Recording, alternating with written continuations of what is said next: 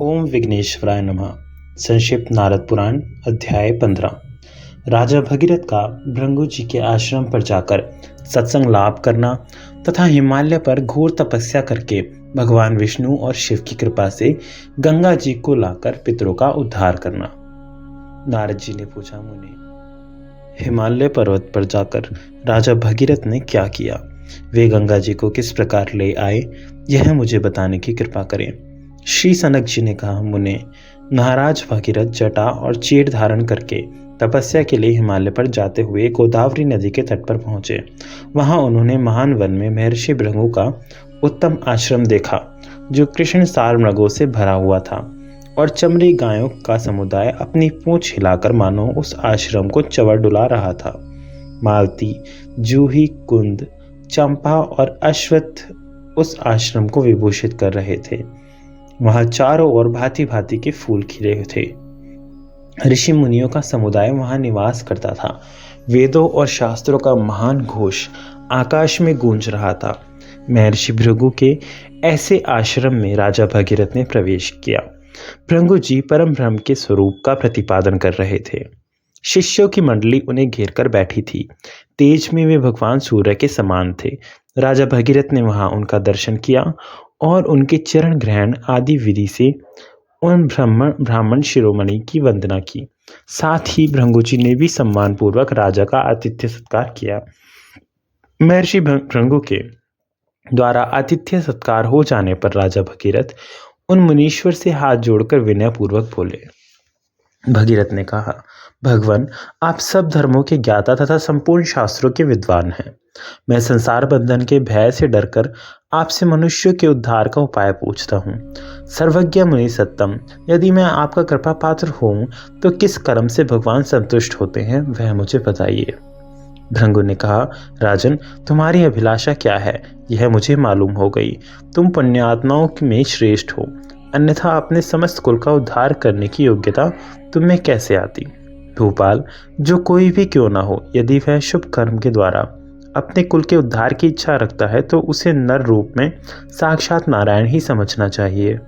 राजेंद्र, जिस कर्म से प्रसन्न होकर देवेश्वर भगवान विष्णु मनुष्य को अभिष्ट फल प्रदान करते हैं, वह बतलाता हूँ, एकाग्रचित होकर सुनो। राजन, तुम सदा सत्य का पालन करो और अहिंसा धर्म में स्थित रहो। सदा संपूर्ण प्राणियों के हित में लगे रहकर कभी भी झूठ ना बोलो। दुष्टों का साथ छोड़ दो। सत्संग का सेवन करो, पुण्य करो और दिन रात सनातन भगवान विष्णु का स्मरण करते रहो। भगवान महाविष्णु की पूजा करो और उत्तम शांति का आश्रय लो। द्वादशाक्षर अथवा अष्टाक्षर मंत्र जपो, इससे तुम्हारा कल्याण होगा। भगीरथ ने पूछा, मुने, सत्य कैसा कहा गया है? संपूर्ण भूतों का हित क्या है? अनर्थ झूठ किसे कहते हैं? दुष्ट कैसे होते हैं? कैसे लोगों को साधु कहा गया है? तथा पुण्य कैसा होता है? भगवान विष्णु का स्मरण कैसे करना चाहिए और उनकी पूजा कैसे होती है? मुने, शांति किसे कहा गया है? अष्टाक्षर मंत्र क्या है? तत्वार्थ के ज्ञाता महर्षि। द्वादशाक्षर मंत्र क्या है? मुझ पर बड़ी भारी कृपा करके इन सब की व्याख्या करें। भृगु ने कहा, महाप्राज्ञ, बहुत अच्छा, बहुत अच्छा। तुम्हारी बुद्धि बहुत उत्तम है। भूपाल, तुमने मुझसे जो कुछ पूछा है वह सब तुम्हें बतलाता हूँ। विद्वान पुरुष यथार्थ कथन को सत्य कहते हैं। धर्मपरायण मनुष्य को इस प्रकार सत्य बोलना चाहिए कि धर्म का विरोध ना होने पाए। इसलिए साधु पुरुष देश काल आदि का विचार करके स्वधर्म का विरोध ना करते हुए जो यथार्थ वचन बोलते हैं वह सत्य कहलाता है। राजन, संपूर्ण जीवों में से किसी को भी जो क्लेश ना दे, उसी का नाम अहिंसा है। वह संपूर्ण कामनाओं को देने वाली बताई गई है। धर्म के कार्य में सहायता पहुंचाना और अधर्म के कार्य का विरोध करना, इसे धर्मज्ञ पुरुष संपूर्ण लोगों का हित साधन कहते हैं। धर्म और अधर्म का विचार ना करके केवल अपनी इच्छा के अनुसार कहना असत्य है। उसे सब प्रकार के कल्याण का विरोधी समझना चाहिए। राजन, जिनकी बुद्धि सदा कुमार्ग में लगी रहती है, जो सब लोगों से द्वेष रखने वाले और मूर्ख हैं, उन्हें संपूर्ण धर्मों से बहिष्कृत दुष्ट पुरुष जानना चाहिए। जो लोग धर्म और अधर्म का विवेक करके वेदोक्त मार्ग पर चलते हैं तथा सब लोगों के हित में संलग्न रहते हैं, उन्हें साधु कहा गया है। जो भगवान की भक्ति में सहायक हैं, साधु पुरुष जिसका पालन करते हैं तथा जो अपने लिए भी आनंददायक हैं, उसे धर्म कहते हैं। यह संपूर्ण जगत भगवान विष्णु का स्वरूप है। विष्णु सबके कारण है और मैं भी विष्णु हूँ। यह जो ज्ञान है उसी को भगवान विष्णु का स्मरण समझना चाहिए। भगवान विष्णु सर्वदेवमय हैं। मैं विधि पूर्वक उनकी पूजा करूंगा। इस प्रकार से जो श्रद्धा होती है वह उनकी भक्ति कही जाती है।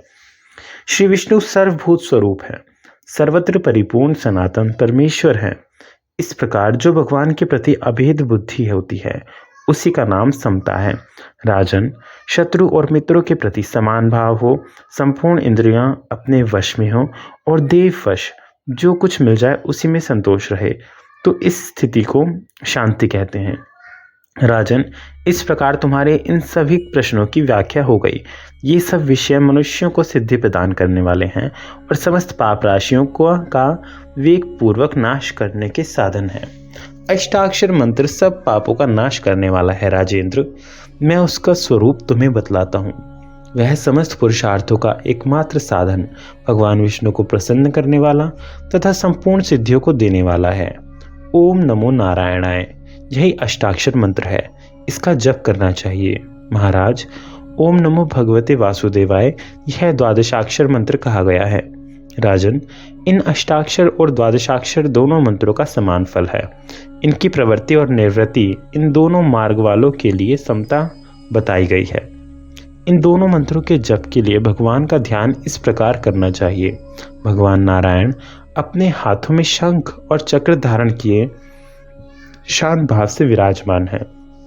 रोग और शोक उनका कभी स्पर्श नहीं करते।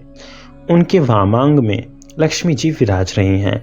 वे सर्वशक्तिमान प्रभु सबको अभयदान कर रहे हैं। उनके मस्तक पर किरीट और कानों में कुंडल शोभा पाते हैं।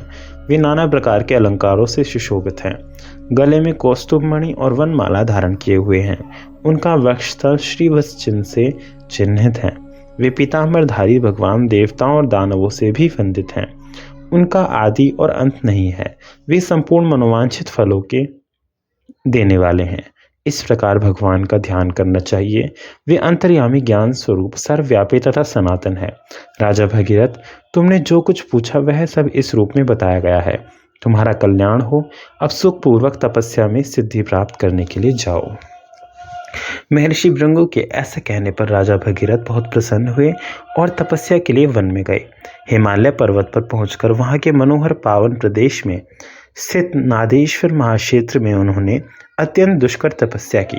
राजा तीनों का स्नान करते, कंद मूल तथा फल खाकर रहते और उसी से आए हुए अतिथियों का सत्कार भी करते थे। वे प्रतिदिन होम में तत्पर रहते, संपूर्ण भूतों के हितैषी होकर शांत भाव से स्थित थे। उन्होंने भगवान नारायण की शरण ले रखी थी। पत्र, पुष्प, फल और जल से वे तीनों काल श्रीहरि की आराधना करते थे। इस प्रकार अत्यंत धैर्य पूर्वक भगवान नारायण का ध्यान करते हुए वे सूखे पत्ते खाकर रहने लगे। तदंतर परम धर्मात्मा राजा भगीरथ ने प्राणायाम करते हुए श्वास बंद करके तपस्या करना प्रारंभ किया। जिनका कहीं अंत नहीं है या जो किसी से पराजित नहीं होते, उन्हीं श्री नारायण देव का चिंतन करते हुए वे 60,000 वर्षों तक श्वास रोके रहे। उस समय राजा की नासिका के छिद्र से भयंकर अग्नि प्रकट हुई। उसे देखकर सब देवता थर्रा उठे और उस अग्नि से संतप्त होने लगे। फिर वे देवेश्वरगण क्षीर सागर के उत्तर तट पर, जहाँ जगदीश्वर श्रीहरि निवास करते हैं, पहुंचकर भगवान महाविष्णु के शरण में गए और शरणागतों की रक्षा करने वाले देव देवेश्वर भगवान की इस प्रकार स्तुति करने लगे। देवताओं ने कहा, जो जगत के एकमात्र स्वामी तथा स्मरण करने वाले भक्तजनों की समस्त पीड़ा दूर करने वाले हैं, उन परमेश्वर श्री विष्णु को हम नमस्कार करते हैं। ज्ञानी पुरुष उन्हें स्वभावतः शुद्ध, सर्वत्र परिपूर्ण एवं ज्ञान स्वरूप कहते हैं। श्रेष्ठ योगी जन जिनका सदा ध्यान करते हैं, जो परमात्मा अपनी इच्छा के अनुसार शरीर धारण करके देवताओं का कार्य सिद्ध करते हैं। यह संपूर्ण जगत जिनका स्वरूप है तथा जो जगत के आदि स्वामी हैं, उन भगवान पुरुषोत्तम को हम प्रणाम करते हैं। जिनके नामों का संकीर्तन करने मात्र से दुष्ट पुरुषों के भी समस्त पाप नष्ट हो जाते हैं। जो सबके शासक, स्तवन करने योग्य एवं पुराण पुरुष हैं, उन भगवान विष्णु को हम पुरुषार्थ सिद्धि के लिए नमस्कार करते हैं। सूर्य आदि जिनके तेज से प्रकाशित होते हैं और कभी भी जिनकी आज्ञा का उल्लंघन नहीं करते, जो संपूर्ण देवताओं के अधीश्वर तथा पुरुषार्थ रूप हैं, उन काल स्वरूप श्री हरि को हम नमस्कार करते हैं। जिनकी आज्ञा के अनुसार ब्रह्मा जी इस जगत की सृष्टि करते हैं, रुद्र संहार करते हैं और ब्राह्मण लोग श्रुतियों के द्वारा सब लोगों को पवित्र करते हैं, जो गुणों के भंडार और सबके उपदेशक गुरु हैं, उन आदिदेव भगवान विष्णु की हम शरण में आए हैं, जो सबसे श्रेष्ठ, वर्ण करने योग्य तथा मधु और कैटअप को मारने वाले हैं। देवता और दैत्य भी जिनकी चरण पादुका का पूजन करते हैं, जो श्रेष्ठ भक्तों की मनोवांछित कामनाओं की सिद्धि के कारण है, तथा एकमात्र ज्ञान द्वारा जिनके तत्व का बोध होता है, उन दिव्य शक्ति संपन्न भगवान को हम प्रणाम करते हैं, जो आदि, मध्य और अंत से रहित अजन्मा, अनादि अविद्या नामक अंधकार का नाश करने वाले, सत चित परमानंद घन स्वरूप तथा रूप आदि से रहित हैं। उन भगवान परमेश्वर को हम प्रणाम करते हैं, जो जल में शयन करने के कारण नारायण, सर्वव्यापी होने से विष्णु, अविनाशी होने से अनंत और सबके शासक होने से ईश्वर कहलाते हैं। अपने श्री अंगों पर रेशमी पीतांबर धारण करते हैं। ब्रह्मा तथा रुद्र आदि जिनकी सेवा में लगे रहते हैं, जो यज्ञ के प्रेमी, यज्ञ करने वाले विशुद्ध, सर्वोत्तम एवं अव्यय हैं, उन भगवान विष्णु को हम नमस्कार करते हैं। इंद्र आदि देवताओं के इस प्रकार स्तुति करने पर भगवान महाविष्णु ने देवताओं को राजश्री भगीरथ का चरित्र बतलाया।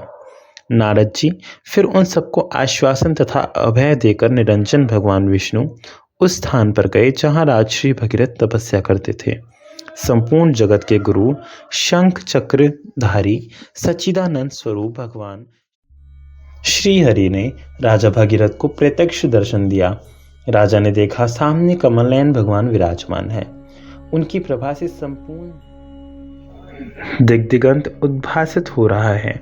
उनके अंगों की कांति अस्सी के फूल की भांति श्याम है। कानों में झलमलाते हुए कुंडल उनकी शोभा बढ़ा रहे हैं। चिकने घुंघराले केशों वाले मुखार विंद से सुशोभित हैं। मस्तक पर जगमगाता हुआ मुकुट उनके स्वरूप को और भी प्रकाशपूर्ण किए देता है। वक्षस्थल में श्रीवत्स का चिन्ह और कौस्तुभ मणि है। वे मनमाला से विभूषित हैं। उनकी भुजाएं बड़ी बड़ी हैं। अंग अंग से उदारता टपक रही है। उनके चरणार विंद लोकेश ब्रह्मा जी के द्वारा पूजित हैं। भगवान की यह झांकी देखकर राजा भगीरथ भूतल पर दंड की भांति पड़ गए। उनका कंधा झुक गया और वे बार बार प्रणाम करने लगे। उनका हृदय अत्यंत हर्ष से भरा हुआ था। शरीर में रोमांच हो आया था और वे गदगद कंठ से कृष्ण कृष्ण कृष्ण श्री कृष्ण इस प्रकार उच्चारण कर रहे थे। अंतर्यामी जगतगुरु भगवान विष्णु भगीरथ पर प्रसन्न थे। उन भूत भावन भगवान ने करुणा से भरकर कहा। श्री भगवान बोले, महाभाग भगीरथ, तुम्हारा अभिष्ट सिद्ध होगा। तुम्हारे पूर्व पितामह मेरे लोक में जाएंगे। राजन, भगवान शिव मेरे दूसरे स्वरूप हैं। तुम यथाशक्ति स्तुति पाठ करके उनका स्तवन करो। वे तुम्हारा संपूर्ण मनोरथ तत्काल सिद्ध करेंगे। जिन्होंने अपनी शरण में आए हुए चंद्रमा को स्वीकार किया है, वे बड़े शरणागत वत्सल हैं। अतः स्तोत्रों द्वारा स्तवन करने योग्य उन सुखदाता ईशान की तुम आराधना करो। अनादि अनंत देव महेश्वर संपूर्ण कामनाओं तथा फलों के दाता हैं। राजन, तुमसे भली भांति पूजित होकर वे शीघ्र तुम्हारा कल्याण करेंगे। मुनि श्रेष्ठ नारद, तीनों लोकों के स्वामी देव देवेश्वर भगवान अच्युत ऐसा कहकर अंतर्ध्यान हो गए। फिर वे राजा भगीरथ भी उठे। द्विजश्रेष्ठ राजा के मन में बड़ा आश्चर्य हुआ। वे सोचने लगे, क्या यह सब स्वप्न था अथवा साक्षात सत्य का ही दर्शन हुआ है? अब मैं क्या करूं? इस प्रकार भ्रांतचित्त हुए राजा भगीरथ से आकाशवाणी ने उच्च स्वर से कहा, राजन, यह सब अवश्य ही सत्य है। तुम चिंता ना करो। आकाशवाणी सुनकर भूपाल भगीरथ ने हम सबके कारण तथा समस्त देवताओं के स्वामी भगवान शिव का भक्तिपूर्वक स्तवन किया। भगीरथ ने कहा, मैं प्रणत जनों की पीड़ा का नाश करने वाले विश्वनाथ शिव को प्रणाम करता हूँ। जो प्रमाण से परे तथा प्रमाण रूप हैं, उन भगवान ईशान को मैं नमस्कार करता हूँ।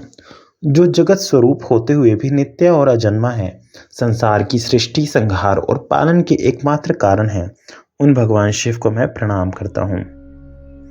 योगीश्वर महात्मा जिनका आदि, मध्य और अंत से रहित अनंत, अजन्मा एवं अव्यय रूप से चिंतन करते हैं, उन पुष्टिवर्धक शिव को मैं प्रणाम करता हूँ। पशुपति भगवान शिव को नमस्कार है। चैतन्य स्वरूप भगवान शंकर को नमस्कार है। असमर्थों को सामर्थ्य देने वाले शिव को नमस्कार है। समस्त प्राणियों के पालक भगवान भूतनाथ को नमस्कार है। प्रभु, आप हाथ में पिनाक धारण करते हैं, आपको नमस्कार है। त्रिशूल से शोभित हाथ वाले आपको नमस्कार है। संपूर्ण भूत आपके स्वरूप हैं, आपको नमस्कार है। जगत के अनेक रूप आपके ही रूप हैं, आप निर्गुण परमात्मा को नमस्कार है। ध्यान स्वरूप आपको नमस्कार है। ध्यान के साक्षी आपको नमस्कार है। ध्यान में सम्यक रूप से स्थित आपको नमस्कार है। ध्यान तथा ध्यान से ही अनुभव में आने वाले आपको नमस्कार है। जो अपने ही प्रकाश से प्रकाशित होने वाले महात्मा परम ज्योति स्वरूप तथा सनातन है, तत्वज्ञ पुरुष जिन्हें मानव नेत्रों को प्रकाश देने वाले सूर्य कहते हैं, जो उमाकांत, नंदिकेश्वर, नीलकंठ, सदाशिव, मृत्युंजय, महादेव, परात्पर एवं विभु कहे जाते हैं, पर ब्रह्म और शब्द ब्रह्म जिनके स्वरूप हैं, उन समस्त जगत के कारणभूत परमात्मा को मैं प्रणाम करता हूँ। प्रभु, आप जटाजूट धारण करने वाले हैं, आपको नमस्कार है। जिनसे समुद्र, नदियां, पर्वत, गंधर्व, यक्ष, असुर, सिद्ध समुदाय, स्थावर जंगम, बड़े छोटे, सत असत तथा जड़ और चेतन सबका प्रादुर्भाव हुआ है। योगी पुरुष जिनके चरणार विंदों में नमस्कार करते हैं, जो सबके अंतरात्मा रूपहीन एवं ईश्वर है, उन स्वतंत्र, एक तथा गुणियों के गुण स्वरूप भगवान शिव को मैं बार बार प्रणाम करता हूँ, बार बार मस्तक झुकाता हूँ। सब लोगों का कल्याण करने वाले महादेव भगवान शंकर इस प्रकार अपनी स्तुति सुनकर जिनकी तपस्या पूर्ण हो चुकी है, उन राजा भगीरथ के आगे प्रकट हुए। उनके 5 मुख और 10 भुजाएं हैं। उन्होंने अर्धचंद्र का मुकुट धारण कर रखा है। उनके 3 नेत्र हैं, एक एक अंग से उदारता टपकती है। उन्होंने सर्प का यज्ञोप फीत पहन रखा है। उनका वक्षस्थल विशाल तथा कांति हिमालय के समान उज्जवल है। गज चर्म का वस्त्र पहने हुए उन भगवान शिव के चरणार विंद समस्त देवताओं द्वारा पूजित हो रहे हैं। नारद जी भगवान शिव को इस रूप में उपस्थित देख राजा भगीरथ उनके चरणों के आगे दंड की भांति पृथ्वी पर गिर पड़े। फिर सहसा उठकर उन्होंने भगवान के सम्मुख हाथ जोड़े और उनके महादेव तथा शंकर आदि नामों का कीर्तन करते हुए प्रणाम किया। राजा की भक्ति जानकर चंद्रशेखर भगवान शिव उनसे बोले, राजन, मैं बहुत प्रसन्न हूँ, तुम इच्छा अनुसार वर मांगो। तुमने स्तोत्र और तपस्या द्वारा मुझे भली भांति संतुष्ट किया है। भगवान शिव के ऐसा कहने पर राजा का हृदय प्रसन्नता से खिल उठा और वे हाथ जोड़कर जगदीश्वर शिव से इस प्रकार बोले। भगीरथ ने कहा, महेश्वर, यदि मैं वरदान देकर अनुग्रहित करने योग्य हूँ तो हमारे पितरों की मुक्ति के लिए आप हमें गंगा जी प्रदान करें। भगवान शिव बोले, राजन, मैंने तुम्हें गंगा दे दी, इससे तुम्हारे पितरों को उत्तम गति प्राप्त होगी और तुम्हें भी परम मोक्ष मिलेगा। यूं कहकर भगवान शिव अंतर्ध्यान हो गए। तत्पश्चात जटाजूटधारी भगवान शिव की जटा से नीचे आकर जगत को एकमात्र पावन करने वाली गंगा माँ समस्त जगत को पवित्र करती हुई राजा भगीरथ के पीछे पीछे चली। मुने, तब से परम निर्मल पाप हारिणी गंगा देवी तीनों लोकों में भगीरथी के नाम से विख्यात हुई। सगर के पुत्र पूर्व काल में अपने ही पाप के कारण जहां दग्ध हुए थे, उस स्थान को भी सरिताओं में श्रेष्ठ मां गंगा ने अपने जल से प्लावित कर दिया। सगर पुत्रों की भस्म ज्यों ही गंगा जल से प्रवाहित हुई, त्यों ही वे निष्पाप हो गए। पहले जो नरक में डूबे हुए थे, उनका गंगा जी ने उद्धार कर दिया। पूर्व काल में यमराज ने अत्यंत कुपित होकर जिन्हें बड़ी भारी पीड़ा दे दी थी, वे ही गंगा जी के जल से उनके शरीर की भस्म आप्लावित होने के कारण उन्हीं यमराज के द्वारा पूजित हुए। सगर पुत्रों को निष्पाप समझकर यमराज ने उन्हें प्रणाम किया और विधि पूर्वक उनकी पूजा करके प्रसन्नता पूर्वक कहा, राजकुमारों, आप लोग अत्यंत भयंकर नरक से उद्धार पा गए। अब इस विमान पर बैठकर भगवान विष्णु के धाम में जाइए। यमराज के ऐसे कहने पर वे पाप रहित महात्मा दिव्य देह धारण करके भगवान विष्णु के लोक में चले गए। भगवान विष्णु के चरणों के अग्रभाग से प्रकट हुई श्री गंगा जी का ऐसा प्रभाव है। महापातकों का नाश करने वाली गंगा माँ संपूर्ण लोकों में विख्यात है। यह पवित्र आख्यान महापातकों का नाश करने वाला है। जो इसे पढ़ता अथवा सुनता है वह गंगा स्नान का फल पाता है। जो इस पवित्र आख्यान को ब्राह्मण के सम्मुख कहता है वह भगवान विष्णु के पुनरावृत्ति रहित धाम में जाता है। ओम नमः शिवाय।